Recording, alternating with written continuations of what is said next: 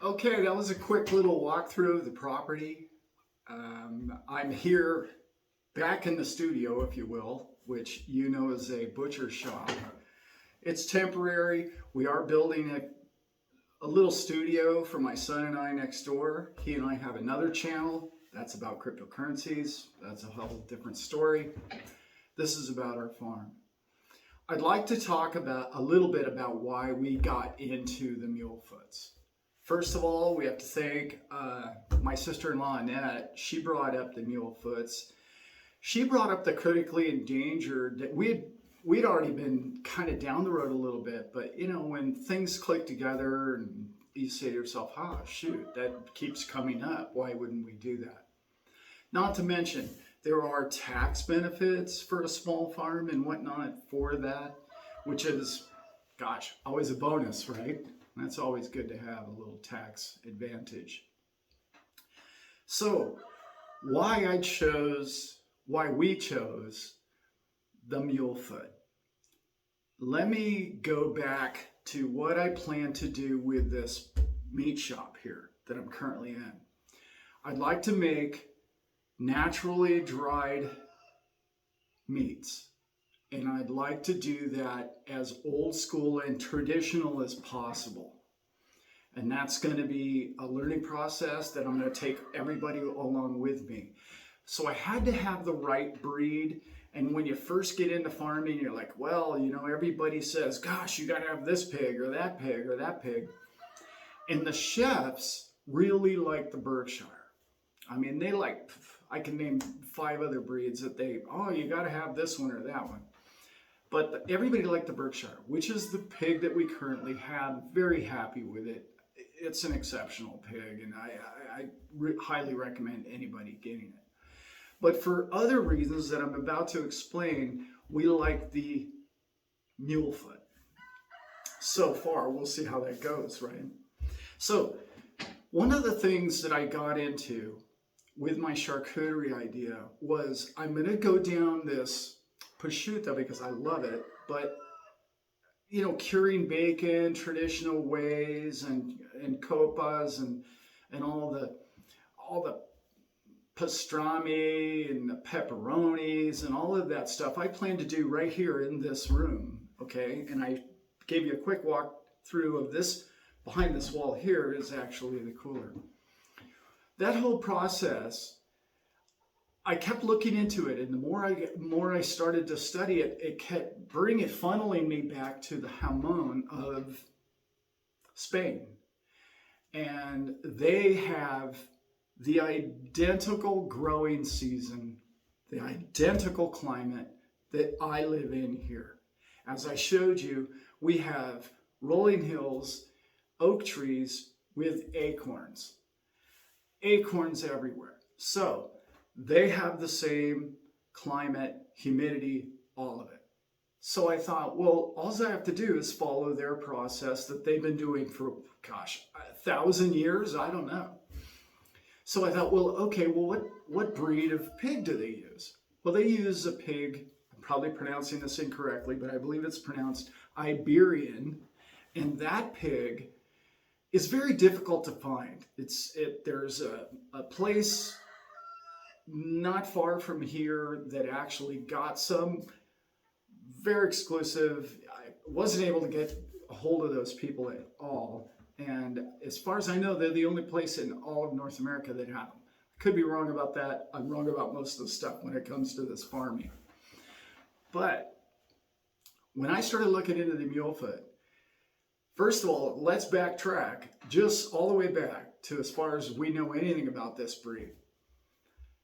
It's rumored, or knowledge to some, that it was brought here by Cortez, okay, who traveled all throughout the Florida Peninsula, as we all know, and the Mississippi River Delta, and the Spaniards brought pigs everywhere, okay, for obvious reasons. They breed easily, they have lots of litters, and they're delicious, so let's face facts. So he brought them there. They flourished in North America, as you can imagine. They did, you know, the Mississippi River Delta is fresh water and, you know, plenty to eat, lots of roots and whatnot. Well, that breed took off, and it was one of the bigger breeds in the 1800s. Well, with modern day farming, what happened to the breed was, hey, it only has 5 or 6 piglets. Why is that? 6 is a lot for that breed.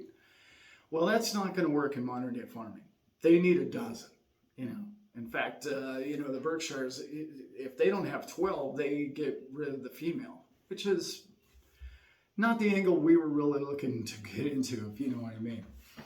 So that's why I thought, well, it's originally a Spanish pig. It's also been on this continent for, gosh, whatever that is, 200 years, over nearly 300 years, right? Math is wrong there. But anyway, so that's why I went with that breed.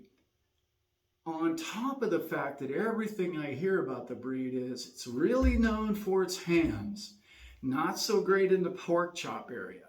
Not a big pork chop fan myself. Pork chops are delicious, don't get me wrong, but it's not what I plan on doing with the pig. I'm looking for the bacon. I'm looking for, everybody's looking for bacon, right? Come on. I'm looking for bacon and the hams. And the copa, obviously, well, not obvious to most people, but the copa is in the back. And those are the cuts, and the rest I'll make sausage, chorizo, and pepperoni from. And obviously feed my dogs and the rest of us with, breakfast sausage and whatnot. So it's going to be good for all the rest of that as well. But every time I kept talking or hearing an article from somebody who did anything with this pig, they were like, oh my God, the ham. They kept saying the ham. Yeah, but have you tried the ham? And I'm like, well, no, not yet. But I can't wait to do that because that's really going to be my focus on this farm. So it all added up. Think about it. Tax advantage, the name kept coming up. We kept liking the idea. I like its tradition on this continent. And I didn't have to go to Spain to drive one back. I only have to go to Louisiana and go back, which seems like was skipping a jump compared to Spain. So that with our climate is perfect for these pigs. It's identical to northern Spain, and we have these things that they have, which are all over the property. And I brought you a couple. Probably not going to be able to see those very well, but they are acorns. It's August, they're just now dropping, and they are everywhere.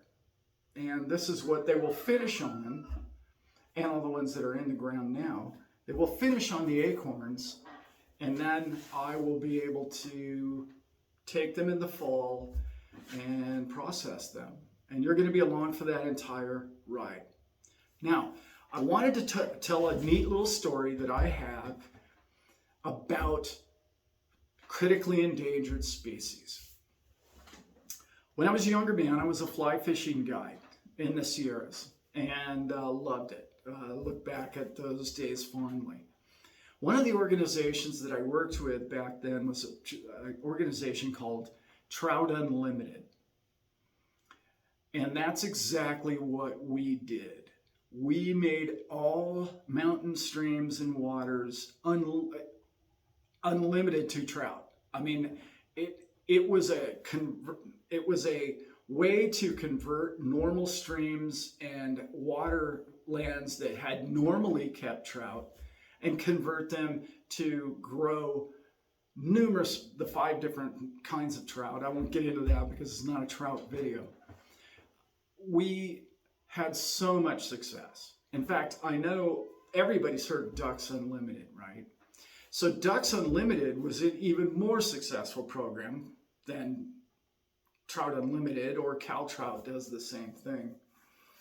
Ducks Unlimited went to all these wetlands and these watered areas, and they said, well, we like to hunt duck. The duck species are down because we're hunting them. Maybe we should take care of the land, the water, and the area. And then they'll thrive and prosper. That's exactly what happened all throughout North America. It's been one of the most successful programs ever, and you can look all that up. I'm sure you've all heard of it. That's kind of what has to happen with critically endangered species like the mulefoot. Because if you're not eating them, they're going to go extinct. I know that sounds crazy and it sounds counterintuitive, but it's the truth. They just won't exist anymore unless in the wild, and there are quite a few, areas that they could thrive, I guess, in the wild. But to get the numbers up to where they're out of critically endangered, we really need small farms like this one that it's okay with me that they only have 5 or 6 piglets. It's okay because that's going to work for me. I'm a small operation. How much salami do I really need to make? And this isn't a giant production here. I'd rather do quality than quantity. And that's what a lot of people are starting to get into and understand.